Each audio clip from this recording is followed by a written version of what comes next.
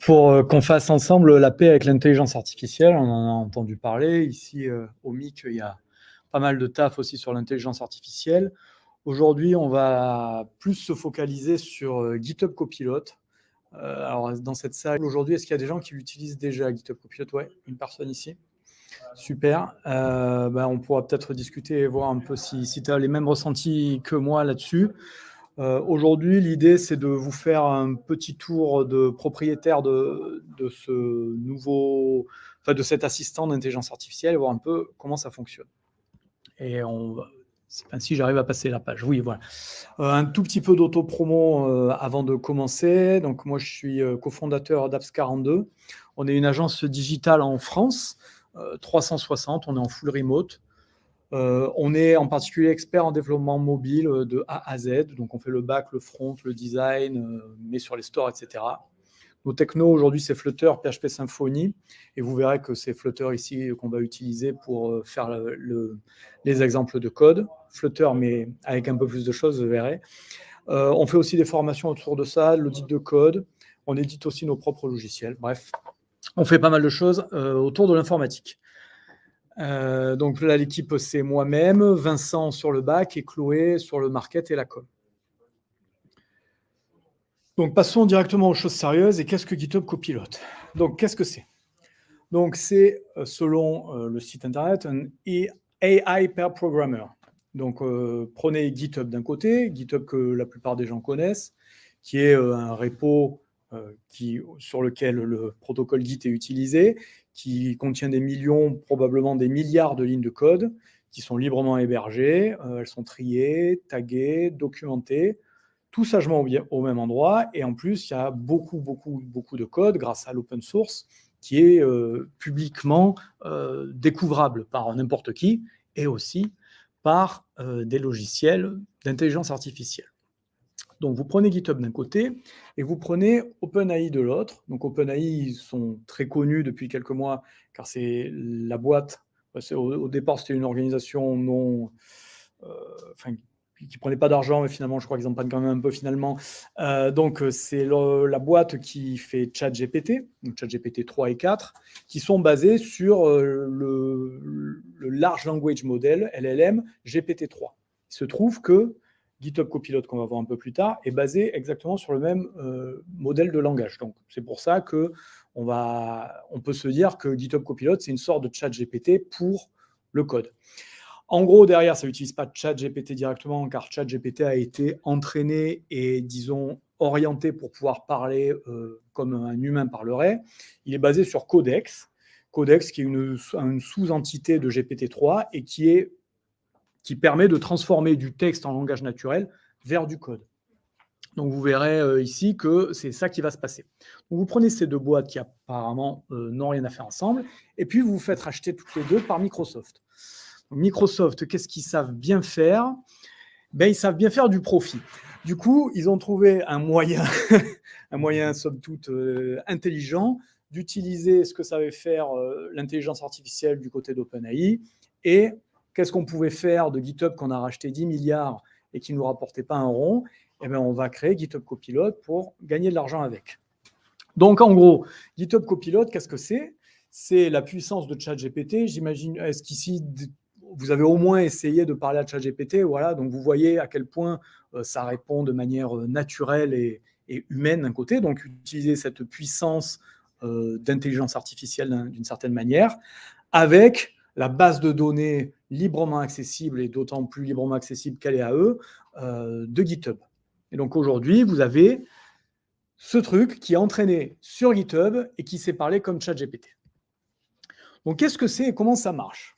Donc en fait, GitHub Copilot, évidemment, vous vous abonnez pour l'avoir, et en fait, c'est un simple plugin. Donc aujourd'hui, il est intégrable directement dans votre IDE préféré, à part si votre IDE préféré, c'est Xcode, mais sinon, sur Visual Studio, sur toute la suite IntelliJ, et aussi sur un autre qui s'appelle NeoVim, je crois.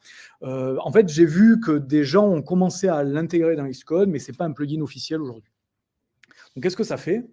Eh bien, un peu comme on a l'habitude de voir en fait quand on travaille sur un IDE correctement configuré où on a quand même de l'autocomplétion, eh bien, ça va faire exactement la même chose. Ça va faire de l'autocomplétion, sauf que cette autocomplétion va être comment dire, boostée grâce à l'IA qu'il y a derrière GitHub Copilot. Donc, ça ne va pas simplement autocompléter, par exemple, des noms de méthodes, mais ça va carrément créer du code pour vous. Et comme l'autocomplétion dans la plupart de ces IDE, on va appuyer sur Tab et ça va écrire ce qu'a proposé GitHub. C'est aussi GitHub Copilot, c'est aussi simple que ça. Donc là, les sources sont de GitHub Copilot, donc c'est à prendre avec des pincettes, mais je vais de toute façon les commenter. 74% des gens qui utilisent Copilot se concentrent sur des tâches plus satisfaisantes que ce qu'ils faisaient avant. Pourquoi il dit ça? C'est parce que GitHub Copilot, et on va le voir ensemble, est particulièrement bon pour écrire le code qu'on appelle le boilerplate, c'est-à-dire le code un peu rébarbatif et où il n'y a pas beaucoup de valeur ajoutée. Donc, évidemment, 88% des gens se sentent plus productifs grâce à ça, puisqu'en fait, on va pouvoir plus se focaliser sur les tâches où GitHub Copilot n'est pas bon, et puis on verra qu'il n'est pas bon à pas mal d'endroits, et que utiliser GitHub Copilot, ça permet de se soulager en disant que ce n'est pas tout de suite que les intelligences artificielles vont prendre complètement le boulot des développeurs, puisque on verra qu'il y a beaucoup de limites, qu'il faut les connaître, mais voilà, mais qu'en gros c'est un outil et que donc on se sent quand même plus productif avec un bon marteau qu'avec un mauvais. Et enfin, 96% des gens se sentent plus rapides sur les tâches répétitives. Bon, disons qu'ils disent à peu près la même chose tout le temps, mais c'est plutôt agréable de l'utiliser selon eux, ce qui est relativement vrai. Mais quelque chose d'aussi important, c'est que 27% des suggestions sont acceptées. Ça peut paraître peu au final, mais qu'est-ce que ça veut dire derrière? Ça veut dire que en première approximation, un quart du code produit, si vous utilisez GitHub Copilot, c'est GitHub Copilot qui l'a produit, c'est plus vous. Alors, évidemment, c'est quelque chose à mettre aussi en perspective avec le fait que l'autocomplétion, on n'écrit pas tout notre code. Quand on commence à taper fort, normalement, on a quand même une autocomplétion pour faire une boucle fort. Donc, on a déjà dans les IDE pas l'entièreté du code qui est produit exactement par nous-mêmes, mais c'est quand même une statistique intéressante de voir que 27%, et ça monte à 40% sur du Python. Alors, quand on va sur le site de GitHub Copilot, ils disent que c'est parce que ça marche bien avec Python. Je pense plutôt, mais bon, s'il y a des devs Python dans la salle, peut-être qu'ils m'aimeront moins, mais je pense plutôt qu'il y a beaucoup de gens qui font du Python, qui ne sont pas des grands codeurs, du coup, bon, et puis moi d'ailleurs, quand je fais du Python, j'utilise beaucoup ce que fait le truc, parce que ça utilise toujours des libs un peu improbables, du coup, ça le fait beaucoup mieux que moi. Et on est pas mal. Et ça monte à 40% donc pour les développeurs Python. Donc, trêve d'introduction, et on va essayer un peu de voir comment ça marche en vrai. Et donc, je vous préviens tout de suite, c'est absolument sans filet. Du coup, j'ai quand même préparé la présentation, mais GitHub Copilot, je ne sais pas ce qu'il va me donner vraiment. Du coup, il risque d'avoir des petits accros, mais a priori, ça marche pas mal, et j'ai quand même dû changer. Pour la petite info, j'ai dû changer un morceau de ma présentation car il n'était pas bon sur un truc, il a fini par être pas trop mauvais, du coup j'ai dû trouver quelque chose où il était encore un peu mauvais. Donc, qu'est-ce que c'est faire bien GitHub? Et pourquoi aujourd'hui, GitHub Copilot, pardon, et pourquoi on l'utilise vraiment beaucoup? Donc pour toutes les tâches qui sont redondantes ou à faible valeur ajoutée. Il se trouve, et encore une fois, il faut toujours remettre en perspective, et je le redirai, mais je pense que je ne vais pas le dire assez encore dans la présentation. GitHub Copilot, c'est un outil, et c'est simplement un outil. C'est révolutionnaire dans certains sens, mais c'est qu'un outil. Et donc, on a déjà des outils pour écrire du boilerplate, des générateurs de code, etc., avec des annotations. Du coup, ça recrée des choses qui existaient déjà, mais ça les rend plus accessibles. Donc, on va passer sur du Dart et du Flutter pour vous montrer tout ça, mais qu'en gros, ça c'est bien écrire du boilerplate. Donc, des constructeurs de classes, des factories, les toString, les quals, etc. Donc, ici, j'ai juste une classe que j'ai appelée book.dart. Ici, bon, c'est en tout petit, vous ne le verrez peut-être pas bien. Donc, Dart, c'est le langage de programmation de Flutter. Flutter qui est un framework qui permet d'écrire de l'Android et de l'iOS. Je suis développeur front mobile, du coup. C'est ça qu'on va regarder aujourd'hui, mais ça marche sur n'importe quel langage à peu près connu. sachant que Dart, c'est pas un langage très populaire, et pourtant, ça marche déjà très bien sur Dart. Du coup, là, j'ai juste créé trois commentaires qui dit un book, un titre, enfin un livre, pardon, un titre, un auteur, un ISBN, qui est l'identifiant des livres. Un livre, excusez-moi, a une méthode copy-with qui est une méthode très utilisée en Flutter pour faire des clones d'objets. Un getter pour le nom de l'auteur. Et enfin, auteur, c'est une classe qui a un nom et un nom de famille. Donc, je vais juste faire entrer, puis je vais voir ce qui se passe. Donc là, il commence à me dire, OK, bon, là, ça y est, il commence un peu à halluciner. Donc, je ne sais pas trop ce qui va se passer ici. J'ai fait un truc, et voilà. Tout de suite, il me propose ça. Donc, qu'est-ce qu'il m'a écrit? Il m'a dit class book, qui a un titre, un auteur et un ISBN. Auteur, bah, c'est une classe qui n'existe pas pour l'instant. Là, c'est le constructeur de base en Dart. Il a un getter qui donne le full name de l'auteur et une méthode copy-with. Donc, en gros, copy-with, ça prend un ensemble de paramètres optionnels et ça recrée une instance de ma classe avec ces trucs optionnels, ou alors je réutilise ceux d'avant. Voilà. Donc là, écoutez, là, ça ne compile pas. Du coup, je vais continuer à faire entrer, puis je vais voir ce qu'il me propose. Et là, il me propose classe auteur, string name, family name, un peu la même chose. Et du coup, là, ça compile. Donc en gros, en simplement expliquant plus ou moins, comme ce qu'on aurait fait par exemple pour ChatGPT, puisqu'on se rappelle que c'est la même technologie derrière, simplement expliquant ce que je voulais, il a réussi à inférer le fait qu'en fait, je voulais créer un objet métier, en l'occurrence 2 objets métiers, avec ce que j'ai plus ou moins demandé. Maintenant, je me dis, en fait, ce que je voudrais, c'est, par exemple, une méthode toString qui va m'afficher le titre du livre ainsi que son auteur. Alors, on peut essayer de faire ça. Donc, toString, c'est une méthode à overrider. Donc, je vais dire toString method which displays the book title along with the author name. Author full name. Il le sait déjà, lui. Voilà. Donc, je fais entrer, je regarde ce qui se passe. Override, parce que c'est une méthode overridée, ça tombe très bien. toString, book title, author. Bon, c'est pas super la manière de le faire, mais peut-être qu'on peut essayer. Which display, un petit aparté, vous voyez que j'ai mal écrit displays. Il s'en fout. C'est comme ChatGPT, si vous faites des erreurs de syntaxe ou d'orthographe, il y a tellement de gens qui ont fait des erreurs de syntaxe et d'orthographe qui sait reconnaître le fait que ça ne marche pas. Donc, which displays in a friendly human manner. Alors, on va essayer de voir si ça change quelque chose. Pas forcément, mais on peut essayer. Non, là, ça ne change pas. Du coup, on peut essayer de voir maintenant. Donc, quand vous avez installé GitHub Copilot, vous avez donc cette autocomplétion qui se fait, et puis vous avez un onglet sur IntelliJ. Donc là, c'est Android Studio qui est une surcouche de IntelliJ, mais ça doit être la même chose sur Visual Code. Vous avez un onglet qui s'est créé où vous pouvez voir tout ce qui va pouvoir vous proposer d'alternatives à ce que vous avez demandé.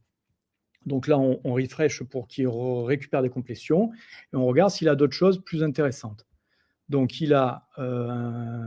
qu'est-ce qu'il a comme truc intéressant? On ne voit pas très bien.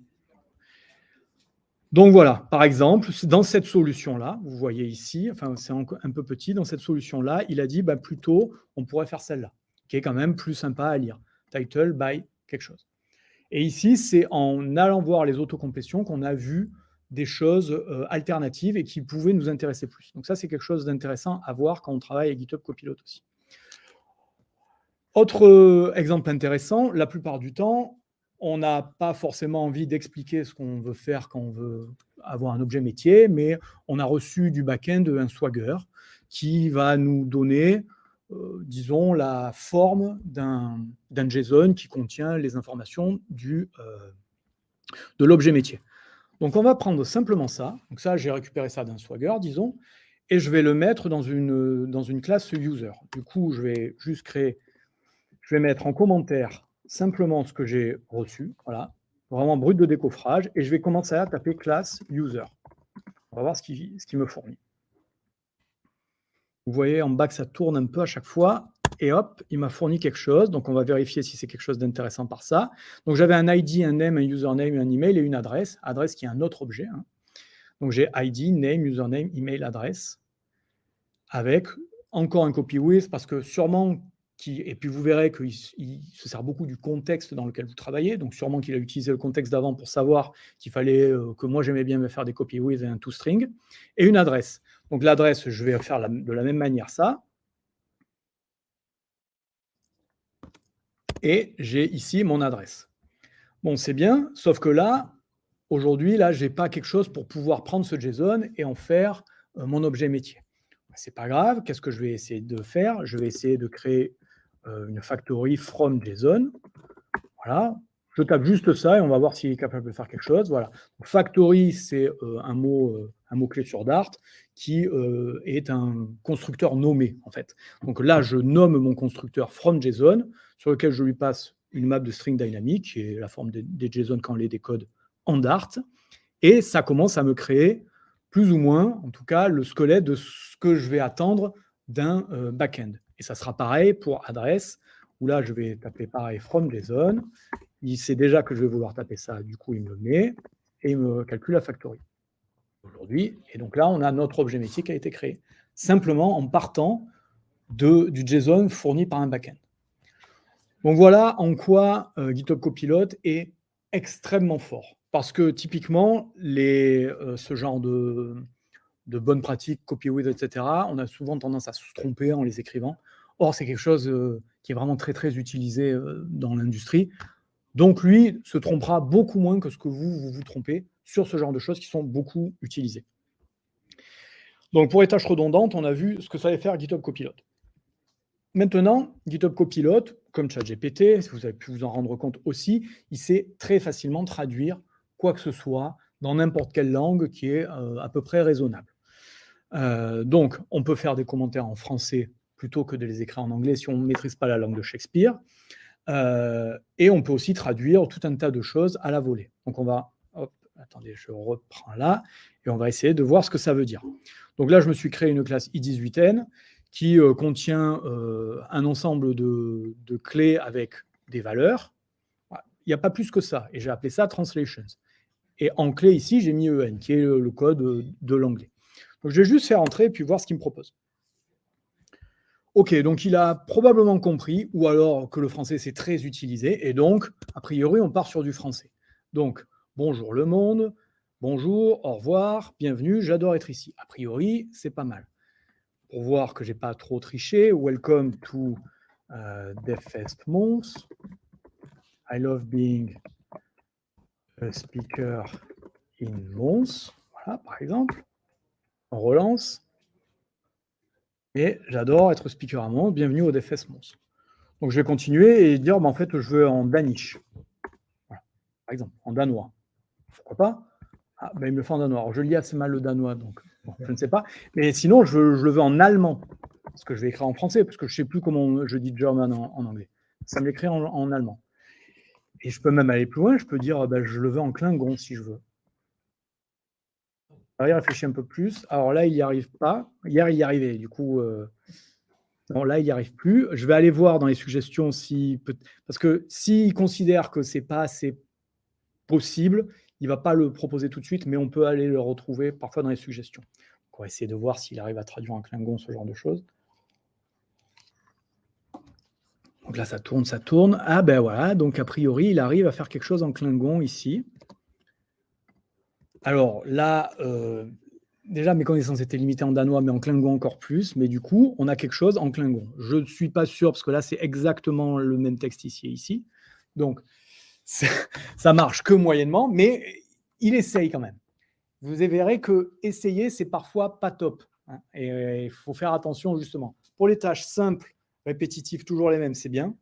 Pour des tâches un peu plus complexes, il faut toujours se méfier. Donc ça, c'est sur de la traduction à la volée. Et vous avez vu aussi qu'on peut écrire simplement des commentaires en français et on a les choses qui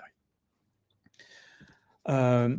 Mais sinon, il connaît pas mal d'autres choses que vous ne connaissez probablement pas de tête, mais que lui connaît. Alors que ce soit des bonnes pratiques, vous avez vu que pour faire le copy with, par exemple, c'était, pour ceux qui ne font pas du Dart ou du Flutter, vous pouvez que me croire sur parole, c'était la bonne pratique pour écrire un copy with.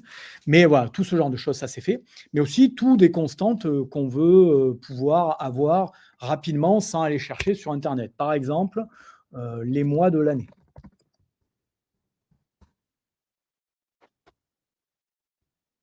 A priori, ici, on est bon. Janvier, février, mars, avril, mai, juin, juillet, août, septembre, octobre, novembre, décembre. Voilà. Mais pourquoi pas les mois de l'année avec leur chiffre, leur nombre correspondant. Alors, leur nombre de jours, tiens, c'est pas mal ça. Est-ce qu'il est capable de nous pondre quelque chose d'intéressant? C'est pas mal. Bon, il a oublié les années bissextiles, mais bon, ça c'était un peu compliqué, mais pourquoi pas? Mais on peut aller un peu plus loin et on peut aller vers des choses qui sont plus proches de votre langage ou de votre framework, en l'occurrence. Par exemple, les couleurs. Comment écrire des couleurs en Dart? Eh ben, là, il ne sait pas le faire, mais d'habitude, il sait le faire. Mais Rainbow, alors on va essayer de l'orienter plus. Rainbow colors with their hex code, par exemple. Voilà, donc là, on a les codes hexadécimaux des couleurs. Voilà, par exemple, mais on peut aller plus loin. On peut dire, je veux la méthode qui me renvoie le volume d'une boule en passant son rayon. Donc le volume d'une sphère, parce qu'on dit une sphère apparemment, mais peut-être pas, hein. Donc c'est 4/3 de pi r cube. Dans mes souvenirs de mathématiques de 4e ou 3e, je pense que c'est ça le volume d'une sphère. On peut aller plus loin, on peut choper la constante d'Avogadro, par exemple, pour se rappeler ce genre de choses, etc., etc. Mais on peut aller aussi, liste les 10 plus grandes villes de Belgique.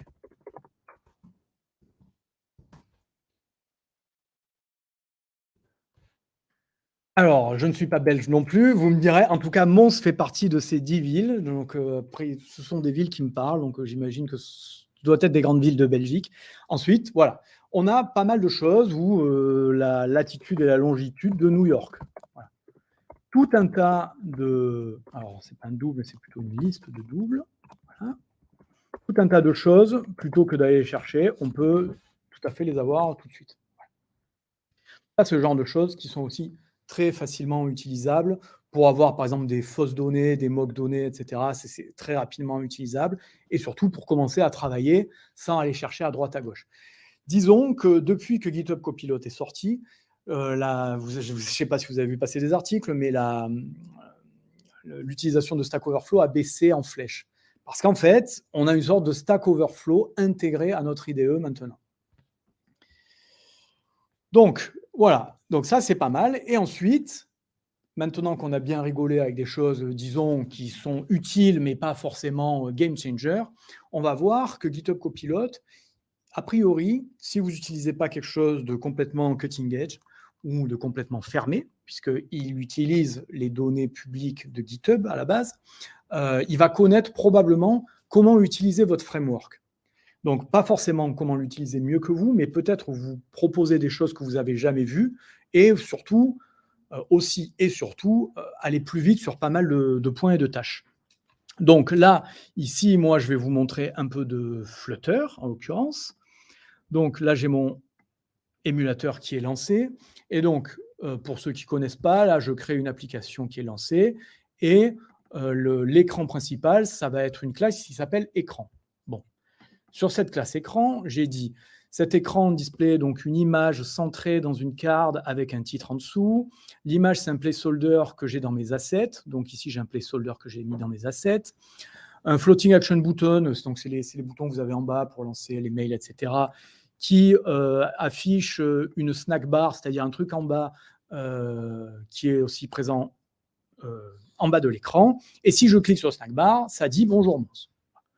J'ai quand même dit quelque chose de pas si évident que ça, même pour un développeur à lire, et on va voir ce que ça fait. Aujourd'hui, là, j'avais mis ça juste pour que ça compile, donc j'enlève ça, et je regarde ce qu'est capable de me fournir GitHub Copilot. J'espère qu'il va pas me lâcher. Donc là, je vais juste lancer, voir ce que ça donne. Donc, il m'a lancé un écran avec une carte centrée avec le placeholder que je lui avais donné, avec un titre en dessous, un floating action button, et quand je tape, il a tapé bonjour Mons. Et j'ai pas vraiment triché là. En gros, Parce que j'ai déjà eu ce genre de questions. En gros, le GitHub Copilot ne se souvient pas de ce que vous avez fait avant. Si c'est supprimé, si vous n'avez plus du tout de code que vous avez fait qui montre ce genre de choses, il ne se souvient pas de ce que vous avez fait avant. Il utilise son contexte. Donc là, il utilise tous les codes qu'il y a, par exemple, dans mon projet, mais il n'y a rien qui parle de tout ça. Mais il n'utilise pas ce que vous avez pu écrire avant. Il utilise simplement sa base de code et ce que vous lui proposez, le contexte que vous lui donnez. Donc ici, on a eu tout ça qui s'est créé un peu tout seul.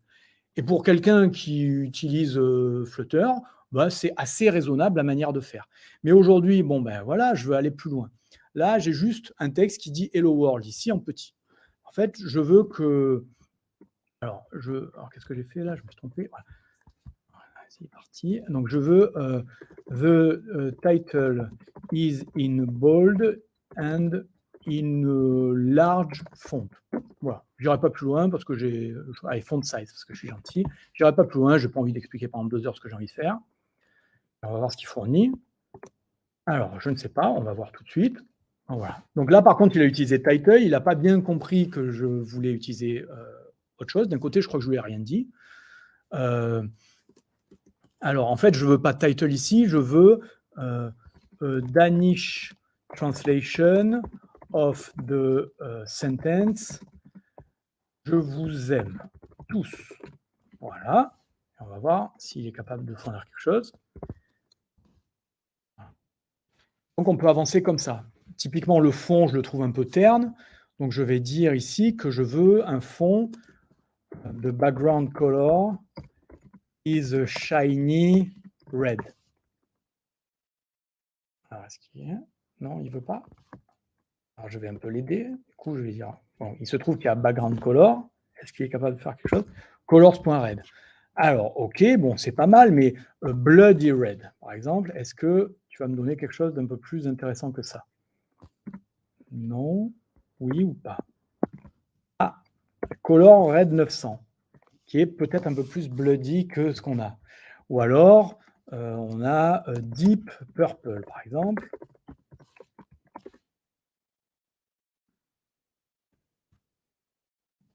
Ah, bah, il existe une couleur deep purple, très bien. Et en fait, on peut avancer comme ça, en expliquant ce qu'on veut faire, on peut avancer petit à petit dans la création de son app. Alors, ici, ce sont des choses relativement triviales pour quelqu'un qui sait faire du Flutter, mais ce que ça peut aider aussi, c'est si vous ne savez pas faire du Flutter et que vous voulez vous lancer, que ce soit dans du Flutter ou dans n'importe quel autre framework que vous ne connaissez pas bien. Bon, en l'occurrence, c'est quand je veux faire un web scrapper, je vais l'écrire en Python, et Python, disons, vous avez pu le comprendre, ça n'est pas mon langage de prédilection. Du coup, je lui explique un peu ce que je veux, et il va me guider. Voilà. Je vais pouvoir avancer, commencer à lancer des choses. Hier, je ne voulais pas montrer aujourd'hui parce que ça a marché que très moyennement, mais j'avais réussi à plot les couleurs de l'arc-en-ciel en Python, alors que je ne sais pas du tout comment faire ça en Python. Mais voilà, j'avais quand même réussi à faire quelque chose en un petit quart d'heure pour avancer. Et donc, c'est ça qui est bien avec ça, c'est qu'on va pouvoir utiliser des choses qu'on ne connaît pas d'ailleurs forcément dans notre propre framework. Admettons que je ne savais pas que les floating action buttons existaient. Ben lui me l'a ajouté quand même. Voilà, il me dit oui, non, mais ça existe, et puis les snack bars, ça existe, etc. Tout un tas de choses qu'on peut réutiliser facilement, qui nous permet de découvrir des choses un peu du framework, même si d'ailleurs on est expert dessus. Donc, ça, c'était une première chose, mais on peut aller encore plus loin que ça. Donc, Flutter, pour rappel, hein, c'est un framework qui va créer une sorte de vue, une surface view, quoi, donc une vue qu'avec des pixels, et qui va être implémentée sur Android. Il y a une machine sur Android et sur iOS qui tourne. Mais de temps en temps, on a besoin d'écrire du code natif Android, donc Kotlin, Java ou Swift Objective-C, dans les langages, disons, natifs, parce qu'on a quelque chose de plus bas niveau à faire que ce que Flutter est capable de proposer. Donc ici, c'est un exemple concret sur une de mes applications, indice UV. Je vous incite à la télécharger si vous voulez, pour connaître l'indice UV. Aujourd'hui, je pense que ça ira. Donc, une des choses qu'on a ajoutées dans notre application, c'est un Home Widget. Donc, c'est quelque chose qu'on rajoute sur la Home de notre téléphone. Et ce sont des choses qui sont vraiment très liées en fait, au framework Android et iOS. Donc, on ne peut pas les écrire directement en Flutter. Autant je sais à peu près écrire du Kotlin et je connais relativement bien l'API Android, celle de Swift, je l'utilise quand même beaucoup moins, donc je ne sais pas trop faire. Par contre, mon besoin, c'était quoi? C'était, j'ai les couleurs de rouge à vert, et connaissant un UV index que j'ai en entrée ici, je vais interpoler une couleur entre rouge et vert suivant la force, en gros, de l'indice UV en cours. Donc ça, c'est une méthode que j'ai écrite en Dart, parce qu'en ce moment, j'écris beaucoup de Dart, donc je n'ai pas trop de problèmes. Donc en gros, j'ai une liste de couleurs, je chope l'intervalle qui correspond à un indice UV. Là, je vais faire donc une légère interpolation, enfin rien de fou, et j'utilise une fonction qui s'appelle lerp, qui est une fonction proposée par Flutter, je crois, par le framework de Flutter, et on donne une couleur de gauche, une couleur de droite, et le double qui est entre les deux, et ça donne l'interpolation entre ces deux couleurs. Voilà. C'est une méthode qui existe en Flutter. Donc j'ai écrit ça en Dart, et je suis allé donc sur le plugin iOS, et j'ai dit, eh bien écoute, on va faire ça en Swift. Donc j'ai copié-collé toute la fonction, et puis j'ai tapé en haut, write this Dart function into Swift. Voilà, et puis on va voir ce que ça donne. Et boum, il m'a écrit quelque chose qui ressemble à du Swift et qui compile en l'occurrence, sauf que la méthode lerp en Swift n'existe pas. Voilà. Il n'y a pas de méthode d'extension sur les couleurs qui permettent d'interpoler un double entre deux couleurs. Ok, ben pas de souci. Du coup, qu'est-ce que je vais faire? Eh ben, je vais dire, je passe en commentaire interpolate between two colors, je commence à taper la signature de la fonction, et ça m'a donné quelque chose de pas très Swifty, je pense, comme on dit quand on est un développeur iOS, mais qui a eu le bon goût de fonctionner quand je l'ai lancé. Voilà. Donc aujourd'hui, ce que ça m'a permis de faire, c'est que même si je ne suis pas capable d'écrire vraiment du Swift, mais que je suis capable, disons, de le compiler et de le lancer, ben je peux tester ça, et simplement en donnant les commentaires, j'ai réussi à créer donc des fonctions dans un autre langage que je ne connais même pas. Et donc là, je vous montre que des trucs, mais je vais vous montrer que vous n'avez pas besoin de me croire sur parole, et on va l'essayer tout de suite.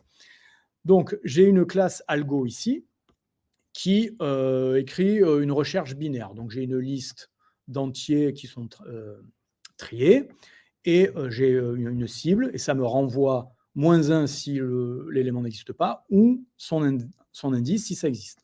Donc, je vais juste lancer ça pour montrer que si je cherche 9, il est au 4e indice. Voilà, 0, 1, 2, 3, 4. Jusque-là, tout va bien.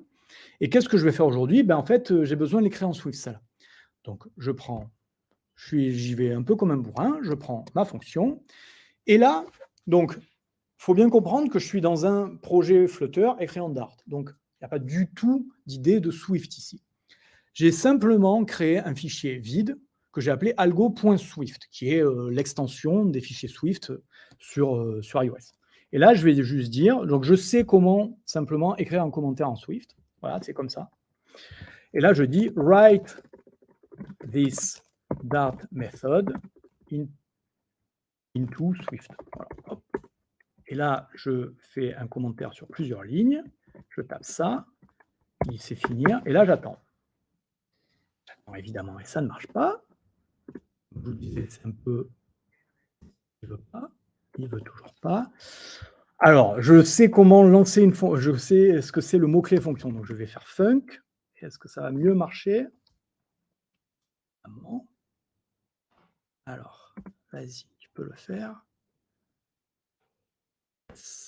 Voilà. Donc là, on a une fonction. Alors, on ne sait pas pour l'instant si elle fonctionne, mais on a une fonction Swift qui s'appelle binary search, qui prend une liste d'entiers, qui prend une target, qui envoie un entier. A priori, c'est plus ou moins ce qu'on avait. Et ça a l'air plus ou moins d'être ça. Mais je vais dire write a test for this function. Parce que moi, je ne sais même pas écrire ça en Swift. Là, il me dit, bon, bah, tu prends une liste, ça s'écrit comme ça, une liste en Swift, et puis tu lances ta truc et tu prints ça. Bon, ben, on va essayer de voir ce que ça donne. On va faire ça, et puis on va aller sur un truc en ligne qui compile du Swift. Hop, je fais ça, je récupère mon test qui m'a mis. Alors, je vais juste changer les valeurs pour avoir les mêmes... on s'en fout un petit peu. Donc, 0, 1, 2, 3, 4, c'est censé me renvoyer 4.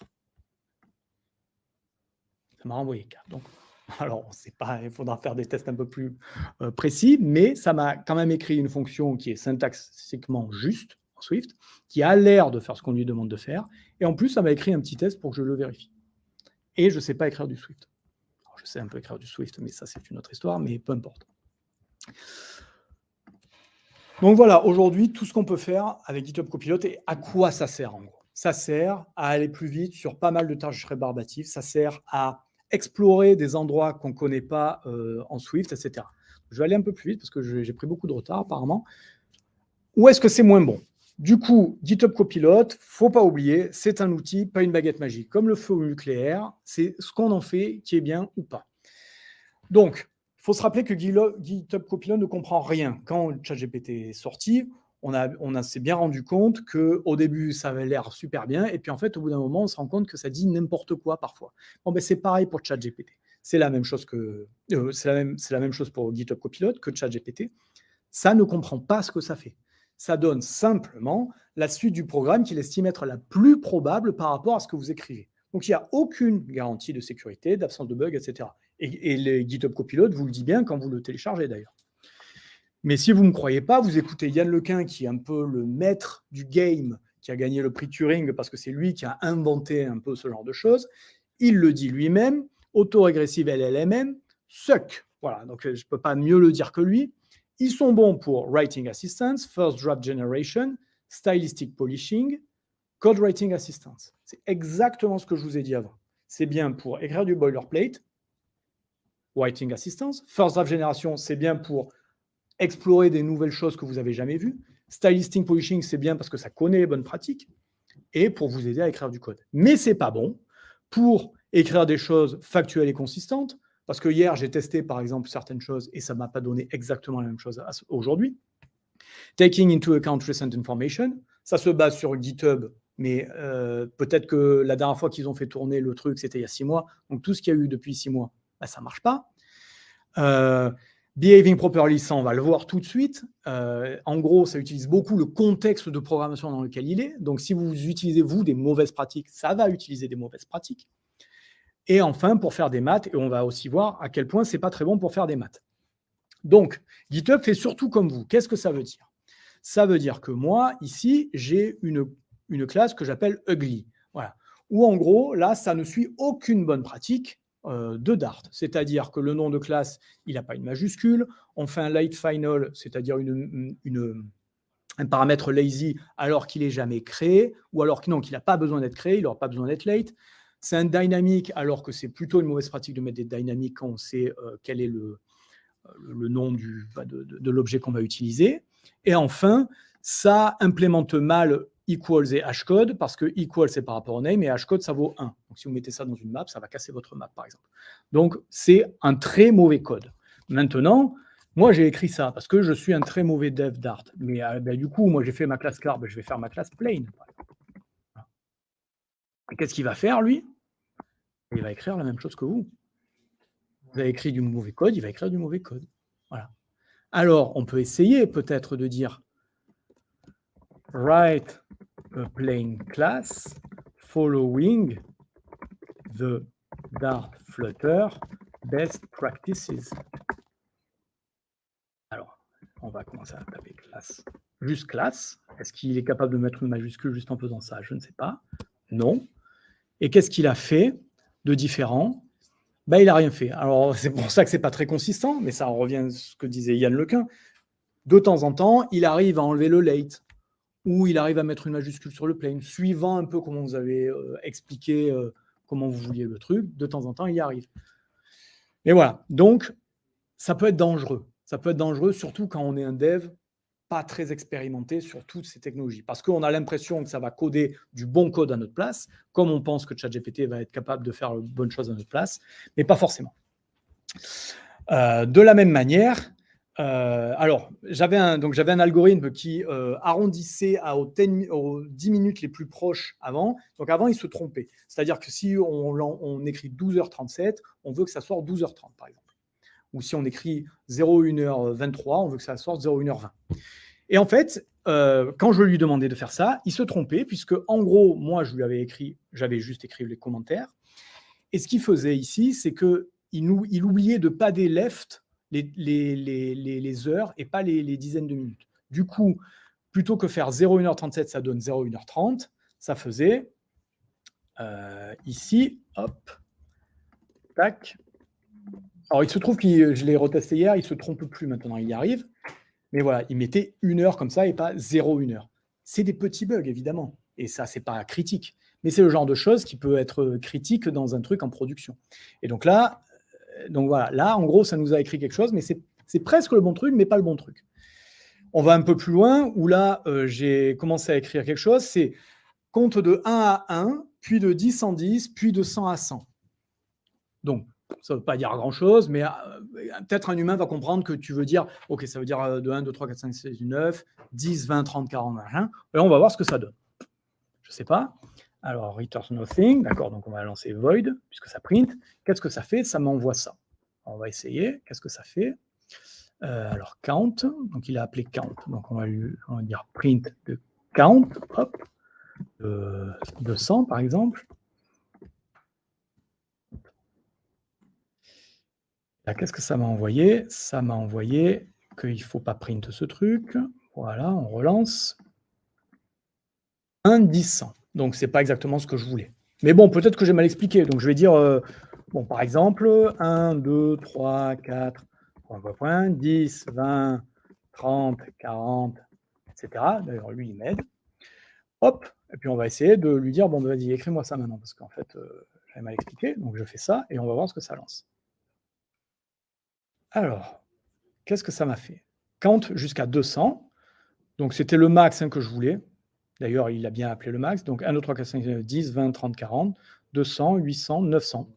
Alors, pourquoi? Parce qu'il a mis jusqu'à 9 ici. Et on ne sait pas trop pourquoi. Voilà. Et donc, peut-être qu'en fine-tunant, etc., on va y arriver. Mais ce qu'il faut bien se rappeler, c'est que dès que les méthodes, ce qu'on lui demande est un tout petit peu complexe, juste un tout petit peu complexe, il faut absolument relire ce qu'on fait, parce que les bugs vont être là. Parce que lui va créer ça. Hier, j'avais 1, 2, 4, 8, 16, enfin voilà. En plus, il invente à chaque fois un nouveau truc. Donc, c'est un peu difficile pour ça. Je vais vite finir. Donc là, c'était encore d'autres manières de se tromper. Si je commençais à taper if, il écrivait quelque chose qui était juste, mais qui était vraiment pas du tout élégant. Et c'est quelque chose que, par exemple, un développeur débutant ferait, mais c'est pas du tout élégant. C'est pas du tout ça qu'on a envie de faire pour arrondir aux 10 minutes. Et il y a peut-être des problèmes de légalité, etc. Sur GitHub Copilot. Je vous laisserai voir un peu leur FAQ, qui est pour l'instant pas entière. Eux s'engagent à venir avec vous au tribunal si vous avez un problème de copyright. Donc, ça veut dire que ce n'est pas du tout sûr qu'il n'y ait pas de problème de copyright avec ça. Mais n'oubliez pas de décocher, si vous l'installez, de bloquer les suggestions qui matchent du public code, c'est-à-dire qui reprennent très exactement des morceaux de code public. Et vous pouvez dire aussi à GitHub de ne pas utiliser ce que vous lancez pour améliorer leur propre outil. C'est en particulier important si vous avez des choses privées que vous écrivez. Mais enfin, on n'arrête pas le progrès et je vais vite terminer là-dessus. Quelques types glanés que j'ai fait au fur et à mesure. En gros, si vous faites de la clean architecture, ça marche mieux. C'est-à-dire vous avez des noms de méthodes, des variables explicites, vous découpez en petites méthodes, vous relisez évidemment toujours votre code. Vous cherchez dans les autres suggestions, vous avez vu que de temps en temps, ça peut être plus intéressant ce qu'il y a. Vous utilisez les commentaires pour arriver à faire les choses et vous êtes prêt à vous laisser surprendre pour écrire dans un nouveau langage, etc. Ça, c'est vraiment bien sur GitHub. Donc, c'est bien pour les tâches simples. C'est mauvais sur les complexes. Parfois, c'est dangereux parce que les bugs ne sont pas forcément faciles à débusquer. Typiquement, le bug du 0, 1, 30, si c'était quelque chose d'important, si je le vérifie simplement à midi 37, ça fonctionne, mais en fait, ça ne fonctionne pas le reste du temps. À mon sens, ce n'est pas pour les novices. C'est-à-dire qu'on ne va pas donner une voiture à un enfant, on ne va pas donner GitHub Copilot à un débutant, parce qu'il risque de faire n'importe quoi, et lui va faire ses mauvaises pratiques, et GitHub Copilot va lui dire vas-y, c'est comme ça qu'il faut faire. C'est pas cher, mais c'est pas gratuit quand même, c'est 10 € par mois. Et essayer, c'est l'adopter, en tout cas pour mon cas. Je ne sais pas toi ce que tu en penses, mais en tout cas, moi, je ne peux plus m'en passer. Et en gros, c'est devenu aussi indispensable qu'un IDE bien configuré. C'est comme si moi, je ne code plus sur Notepad++, voilà, je code plus en GitHub Copilot maintenant aujourd'hui. Et franchement, je suis orphelin dès que je ne peux plus l'utiliser. Voilà, donc ne jamais oublier ce qu'oncle Ben disait, un grand pouvoir implique de grandes responsabilités. Voilà, je vous remercie.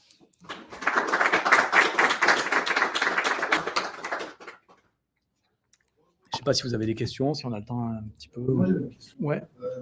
à quel point, du coup, Copilot, dans le cas de travail, dans le cas de ton travail, du coup, il t'a aidé à être plus performant, à gérer plus efficace quand tu codes. En fait, moi, je vais maintenant justement beaucoup plus vite sur tout ce qui est boilerplate, etc. Et même sur le framework, c'est-à-dire quand je code mes vues, il est capable d'aller beaucoup plus vite sur, si c'est la 10e fois que j'ai mis un espace de 10 pixels, par exemple, et que je commence à faire entrer sur un morceau de texte, il va me dire, OK, là, tu veux probablement mettre un espace de 10 pixels. Donc, en fait, tu vas plus vite sur tout ce genre de choses. Et de temps en temps, ça te démerde sur des trucs où là, vraiment, sinon, tu passerais beaucoup de temps. Typiquement, écrire un morceau de Swift, moi, ça m'a enlevé un poids, quoi, si tu veux. Parce que sinon, il fallait utiliser Xcode, enfin bref. Pour ceux qui ne sont pas des fans d'iOS, mais qui ont déjà utilisé Xcode, ils doivent comprendre ce que je veux dire. Et voilà, donc voilà, moi, je l'utilise au quotidien et surtout pour ce genre de choses. Et juste une remarque, c'est 10 € par mois quand on est professionnel, mais pour l'étudiant, c'est gratuit. Magnifique. Et pour les entreprises, c'est 20 € par mois. Et pour les entreprises, il y a plus de garanties sur le fait qu'ils ne vont pas utiliser votre code.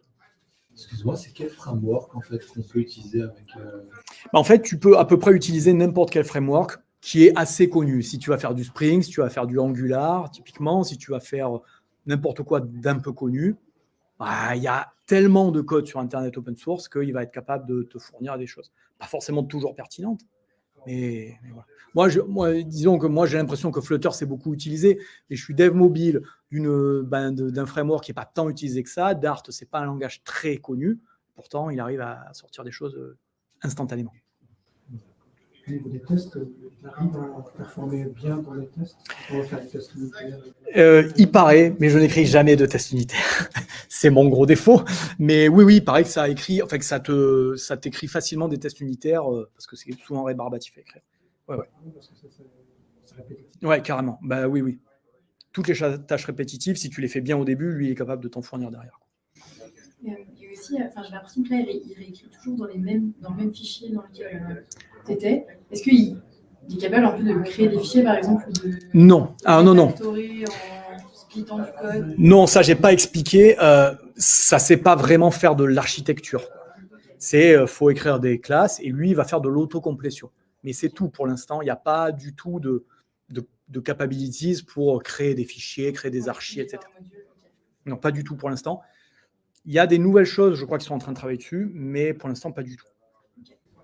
Ça va être compliqué de créer une architecture. Il faut quand même qu'il apprenne beaucoup. Ouais, mais s'il y a déjà une archi présente, il faudrait peut-être. C'est ça, des archis, il y en a plein qui ont pignon sur rue, donc c'est pas forcément.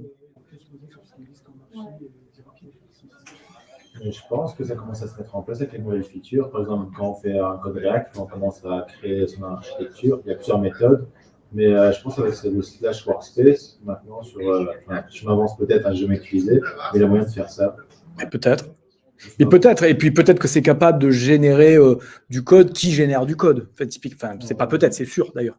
C'est si on a un générateur de code, d'architecture, comme on voyait ce matin, pour, j'en sais rien, créer une instance AWS. Alors bon, c'est pas du code percé, mais si on a un YAML qui fait ça, lui, il est capable d'écrire un YAML, quoi. Donc, d'une certaine manière. En fait, c'est un stagiaire. Ouais, c'est un peu ça, ouais. C'est un peu ça, ouais. C'est un stagiaire, il faut polyglotte. faut toujours vérifier derrière. Ouais, voilà. Ouais. Petite question, je ne sais pas si vous avez eu l'occasion de tester le GitHub Copilot d'Amazon, vu qu'il est gratuit.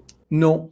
Je ne savais même pas que ça existait, du coup. Ça s'appelle Code Whisper ou Code Whisperer. D'accord. Il est gratuit actuellement, donc c'est pour ça qu'il essaie de faire un peu concurrence avec. Ouais.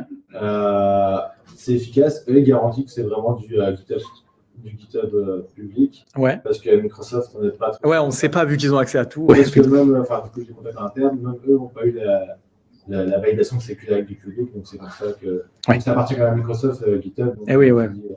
Ils ont quand même du retard, on va dire, d'ici 2-3 mois, ça commence à impacter. Donc, si ceux qui ne veulent pas payer 10 €, qui veulent faire quelque chose, tester. D'accord. Code Whisperer, j'essaierai pour voir un peu. Parce que je suis parti du Microsoft, donc. J'essaierai. J'étais voir durant une navigation tour, c'était pas mal. Mais après, il y a tout plein de features sur GitHub Copilot qui vous font rester dessus, que ce soit GitHub Copilot Chat, maintenant avec tout ce qui est feature. Donc il y a encore un train de retard, mais si vous utilisez pas mal AWS, je vous recommande parce qu'eux, ils se basent sur leur Clinical WS, donc vous pouvez y aller dessus. Ok, bah, merci pour le tips, carrément.